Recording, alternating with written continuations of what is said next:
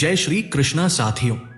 एक बार जरा कल्पना कीजिए, रात का गहरा सन्नाटा, आसमान में फैली चांदी सी उजली चांदनी और धरती पर एक अद्भुत दिव्य आभा। हां, यही है वो पावन रात, शरद पूर्णिमा की।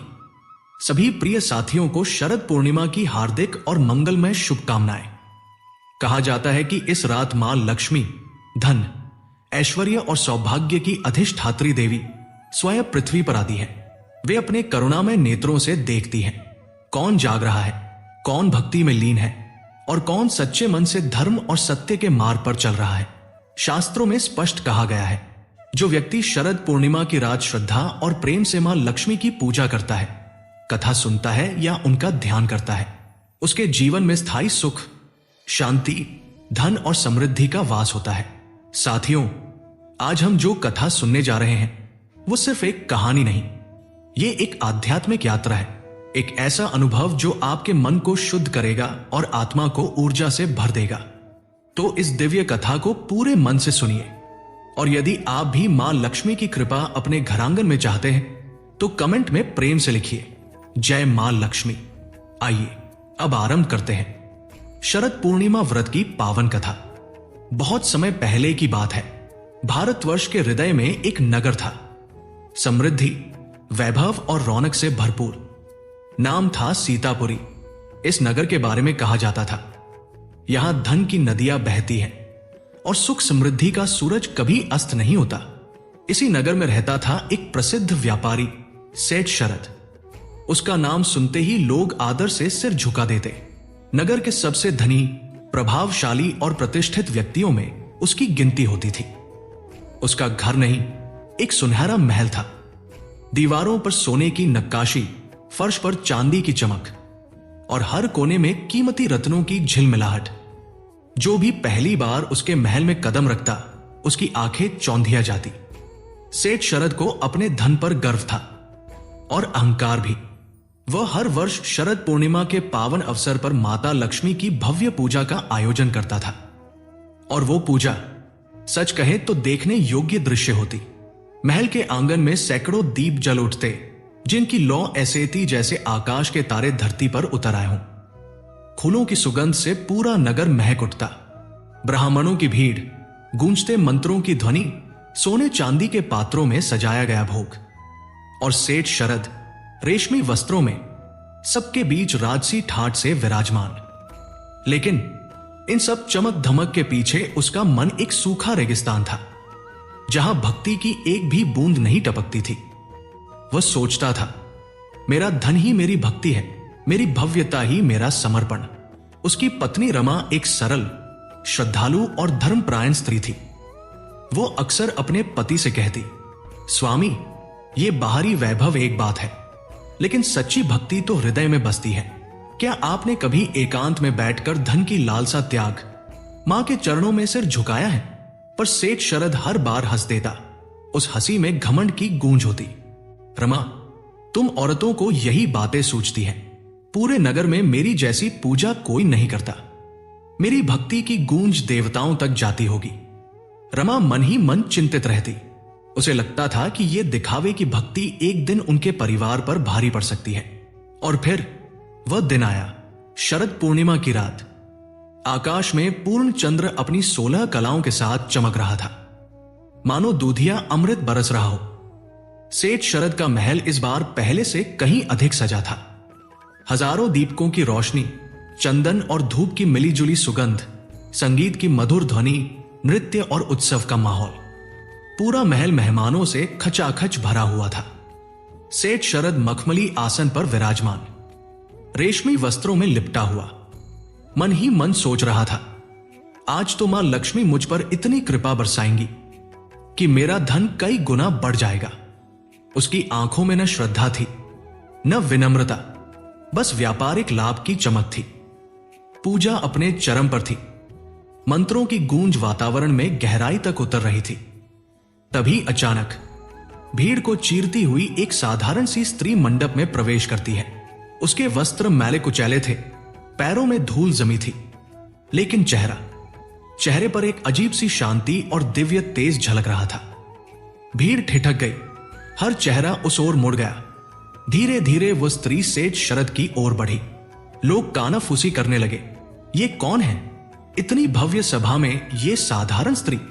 लेकिन शरद की अहंकार भरी आंखें उस तेज को पहचान ही न सकी। भीड़ के बीच खड़ी उस साधारण सी स्त्री ने धीरे से हाथ जोड़े। उसकी आवाज में ऐसी विनम्रता थी जैसी किसी गंगा की धारा में सहजता होती है। क्षमा कीजिए सेठ जी, उसने कहा, मैं बहुत दूर से आई हूं। आपकी इस भव्य पूजा की ख्याति सुनी तो मन हुआ कि इस पावन अवसर पर मैं भी सहभागी बनूं। सेठ शरद की आंखों में घृणा उतर आई। मन में सोचा, यह फटीचर कहां से आ गई? मेरी पवित्र पूजा में इसकी जगह नहीं। चेहरा सिकोड़ते हुए रूखे स्वर में बोला, हां बोलो, क्या चाहती हो? स्त्री ने शांत निगाहों से सेठ की ओर देखा। उसकी आंखों में एक गहरी मर्मस्पर्शी जिज्ञासा थी। धीरे से उसने पूछा, सेठ जी, इतनी भव्यता, इतना आडंबर, लेकिन क्या इस पूजा में सच्ची भक्ति भी है? क्या आपका मन उतना ही शुद्ध है जितनी ये दीपक की लौ? उसके शब्द सीधे सेठ के हृदय को छू रहे थे, पर उसका अहंकार, उसने उस चोट को महसूस ही नहीं होने दिया। सेठ का चेहरा लाल हो उठा। क्रोध से तमतमाते हुए वह दहाड़ा, कौन है ये अभागिन जो मेरी पूजा में विघ्न डाल रही है? मेरी भक्ति पर प्रश्न उठाने की तेरी क्या औकात है? देखो मेरे महल की रोशनी, मेरे दान की कीर्ति, क्या ये सब तुझे दिखावा लगता है? उसकी आवाज में जहर घुला हुआ था। हट जाओ यहां से, तुम जैसे मैले कुचैले लोग इस पवित्र स्थान को अपवित्र कर रहे हो। तुम्हें भक्ति का क्या ज्ञान होगा? निकलो। सभा में सन्नाटा छा गया। उस स्त्री की आंखों में एक पल को गहरा दुख उभरा, जैसे किसी ने उसके हृदय को बारीक सुइयों से छलनी कर दिया हो। एक अदृश्य आंसू उसकी आंखों से टपका, लेकिन किसी ने देखा नहीं। उसने एक लंबी गहरी सांस ली, जैसे उस पूरे स्थान की नकारात्मकता को अपने भीतर समेट रही हो। फिर उसने एक बार शरद की ओर देखा, बिना क्रोध, बिना आक्रोश। उसकी निगाहों में सिर्फ असीम करुणा और एक अटल निश्चय झलक रहा था। धीरे से उसने अपने हाथ छोड़े और बिना कुछ कहे भीड़ में गुम हो गई। पास खड़ी रमा ये सब देख रही थी। उसका हृदय कांप उठा। मन में इच्छा हुई उस स्त्री को रोक ले, उससे क्षमा मांगे, पर सेठ शरद के क्रोध के सामने उसकी हिम्मत जवाब दे गई। वो मन ही मन सोचती रही, हाय, ये तो अपने ही हाथों से अपना विनाश बुला रहे हैं। रात धीरे धीरे गहराने लगी। पूजा समाप्त हुई। मेहमान चले गए। सेठ शरद अपने अहंकार में डूबा। विजय की भावना से भरकर अपने भव्य शयन कक्ष में सोने चला गया। उसे जरा भी अंदाजा नहीं था कि यह रात उसके जीवन की सबसे काली रात बन जाएगी। आधी रात का समय था। शरद गहरी नींद में सो रहा था। तभी अचानक उसकी नाक में धुएं की हल्की गंध आई। वो घबरा कर उठा। देखा, महल के एक कोने से आग की लपटें उठ रही थी। वो हड़बड़ा कर खड़ा हुआ, कुछ बोलना चाहा, पर गला जैसे किसी ने जकड़ लिया हो। आग तेजी से फैलने लगी, मानो कोई अदृश्य शक्ति कह रही हो, अब इस घमंड के महल को भस्म होना ही होगा। शरद, रमा और उनके बच्चे जान बचाकर जैसे तैसे बाहर भागे। बाहर खड़े होकर उन्होंने देखा, वो महल जो कल तक उनका गौरव था, आज आग में जलता हुआ राख में बदल रहा था। सोना, चांदी, हीरे जवाहरात, रेशमी वस्त्र, बहुमूल्य कलाकृतियां, सब कुछ कुछ ही क्षणों में भस्म हो गया। शरद की आंखों से आंसू नहीं, बल्कि उसके भीतर खड़ी विश्वास की दीवारें ढह रही थी। वो दर्द से चीख उठा, नहीं, ये नहीं हो सकता। एक ही पल में मानो उसके पैरों तले की जमीन खिसक गई हो। उसकी सारी दौलत, उसका सारा वैभव, उसकी मेहनत की कमाई जैसे किसी ने एक झटके में छीन ली हो। लेकिन किस्मत का खेल यही खत्म नहीं हुआ था। अगली ही सुबह और भी बुरी खबरें उसका इंतजार कर रही थी। उसके गोदामों में चोरी हो चुकी थी। सारी फसल गायब थी। समुद्री व्यापार के जहाज तूफान में डूब गए थे। जिन व्यापारियों को उसने बड़ी बड़ी रकम उधार दी थी, वे या तो कंगाल हो गए थे या उसे धोखा देकर भाग गए। एक के बाद एक विपत्तियां ऐसे टूट पड़ी जैसे किसी ने उसके पीछे आपदाओं का तूफान छोड़ दिया हो। कभी जो शरद शान से सिर उठाकर चलता था, आज वही टूट चुका था, जमीन पर बैठा, जैसे किसी ने उसके अस्तित्व की बुनियाद हिला दी हो। रमा ने उसे सहारा दिया। उसकी आंखों में भी आंसू थे, लेकिन दिल में हिम्मत थी। वो बोली, स्वामी धैर्य रखिए, ये सब धन दौलत बाहर की चीजें हैं, परिवार सलामत है, यही सबसे बड़ी बात है। पर शरद उस समय कुछ सुनने की स्थिति में नहीं था। वो दीवार से सिर टकराता रहा। लक्ष्मी मां, आपने ऐसा क्यों किया? मेरा क्या होगा? समय बीतता गया और जो सेठ शरद कहलाता था वो अब सिर्फ शरद बनकर रह गया। दर दर भटकने लगा। कल तक जो लोग उसके आगे पीछे घूमते थे, आज वही उसे नजरअंदाज करने लगे। कुछ तो उसका मजाक उड़ाने लगे।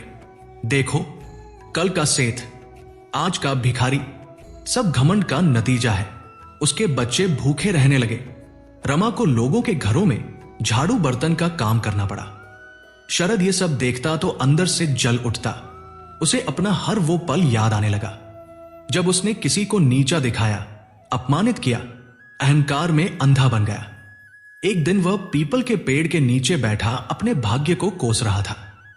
तभी एक भिखारी उसके पास आया और अपनी थाली में से एक रोटी का टुकड़ा निकालकर बोला, भाई तुम भी भूखे लगते हो, थोड़ा खा लो।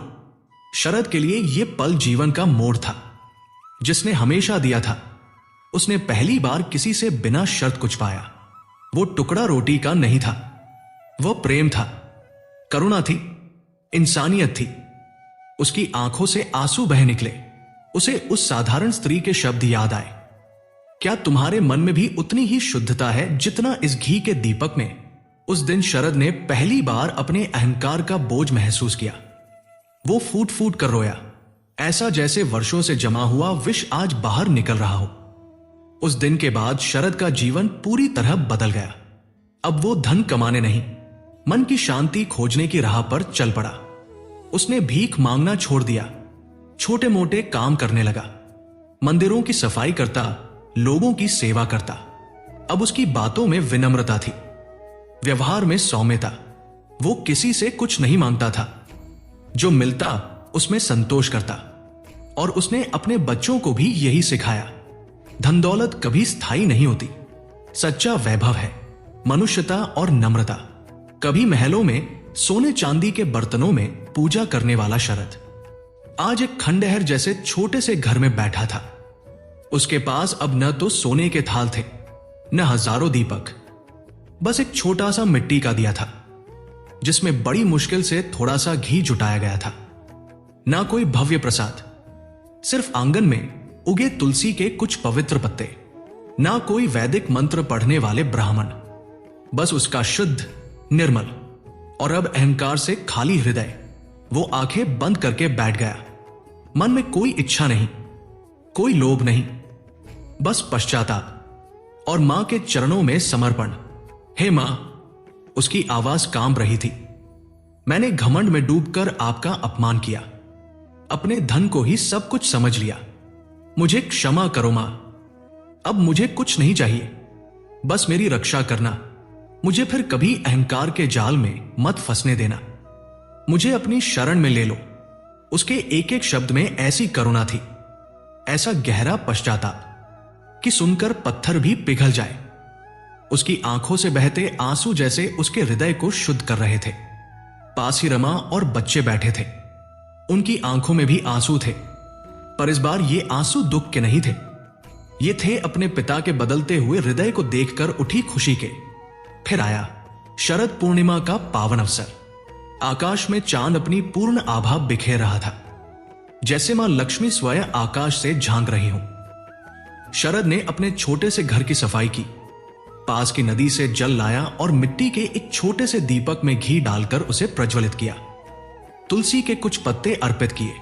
अब उसकी पूजा में कोई आडंबर नहीं था, कोई दिखावा नहीं, बस सच्ची श्रद्धा, निस्वार्थ प्रेम और अपार विनम्रता।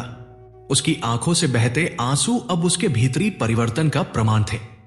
वो मां लक्ष्मी से क्षमा मांग रहा था, और जीवन की सीख के लिए कृतज्ञता व्यक्त कर रहा था।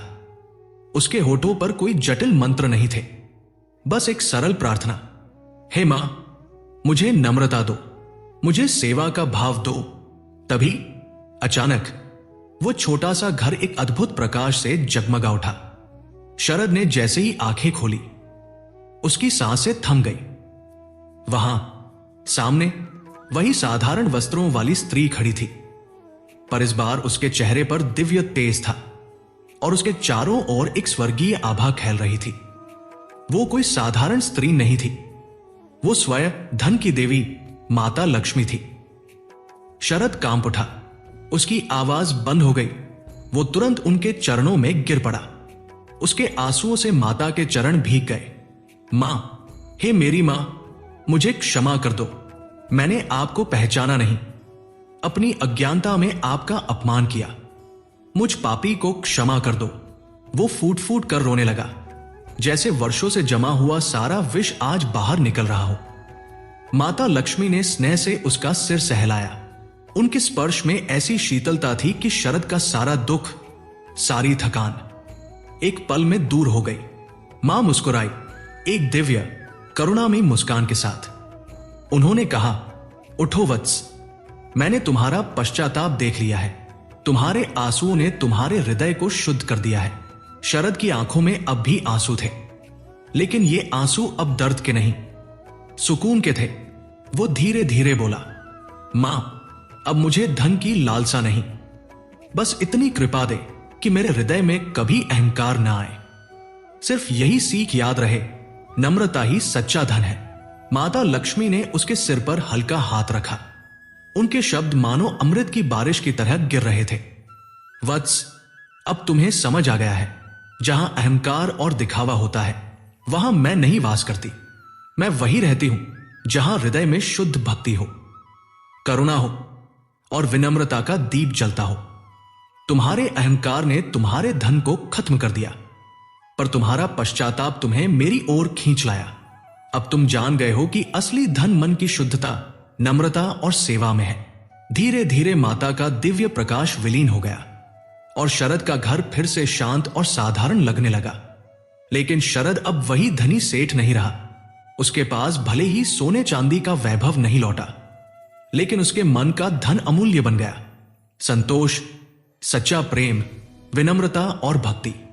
अब शरद और उसका परिवार छोटे मोटे काम करते हुए भी सुखी थे, क्योंकि उनके मन से अहंकार और लालच गायब हो चुके थे।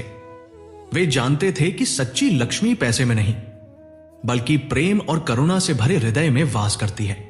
समय बीतने के साथ लोग उसे सेठ शरद नहीं, बल्कि संत शरद कहने लगे, और उसकी कथा आज भी हमें सिखाती है, धन दौलत अस्थाई है, लेकिन सच्चा मान और सम्मान केवल नम्रता और सद्गुणों से मिलता है। यही सच्चा धन है और यही सच्ची लक्ष्मी है। प्रिय साथियों, इस वीडियो में शरद पूर्णिमा की पावन व्रत कथा यहीं समाप्त होती है। हम हृदय से कामना करते हैं कि मां लक्ष्मी की कृपा आप सभी पर सदा बनी रहे। आपके जीवन में हमेशा सुख, शांति, समृद्धि और सकारात्मक ऊर्जा बनी रहे। यह पावन दिन केवल भक्ति से हृदय को नहीं भरता, बल्कि जीवन में प्रेम, आस्था और एकता का संदेश भी लेकर आता है। शरद पूर्णिमा की इस कथा को ध्यानपूर्वक सुनने के लिए आप सभी का हृदय से धन्यवाद। कृपया अपने अनुभव और विचार कमेंट में साझा करें। और हां, जय मां लक्ष्मी लिखना बिल्कुल न भूलें। आपके शब्द ना केवल आपको प्रेरित करेंगे, बल्कि दूसरों के लिए भी भक्ति और आस्था का दीपक बनेंगे। जय मां लक्ष्मी, जय श्री कृष्ण।